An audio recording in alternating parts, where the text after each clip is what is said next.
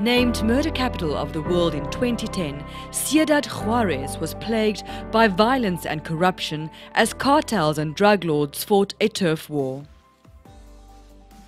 The pastor of a local church, Pancho Murguia, heard the Lord telling him to pastor his city. Pancho sets up a tent at the entrance of the city and begins a 21-day fast.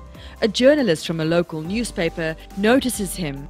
After explaining that he hears from God, the publisher of the newspaper decides to report on what Pancho says God is saying to him every day on the front page. Among those watching and reading is the newly elected mayor. I was just being obedient to God and fasted for 21 days in a public park. The mayor approached me about what can we do in the prison, and we found that 92% of the people were doing drugs. We came one day at midnight and we took over the prison. And we maintain and sustain that prison as a clean prison. Before its transformation, the prison in Ciudad Juarez had a bank, a command and control center, and a kitchen where cocaine was prepared. With trained intercessors backing them, 450 soldiers with machine guns descend on the prison one night at midnight.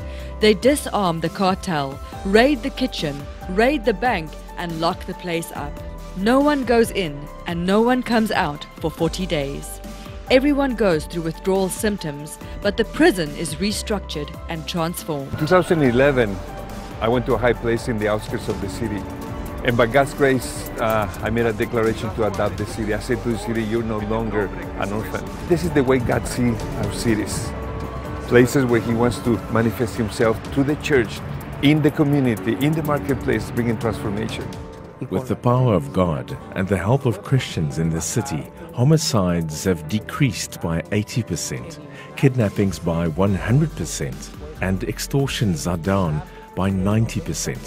One day somebody will say, Ciudad Juarez, the glory of God is flowing on your streets. When the kingdom of God comes to my city, I imagine a city with a smile. I imagine children playing in the streets back again. I imagine businesses open. I imagine a city that is looking for opportunities to serve other cities. I imagine my city as God's city.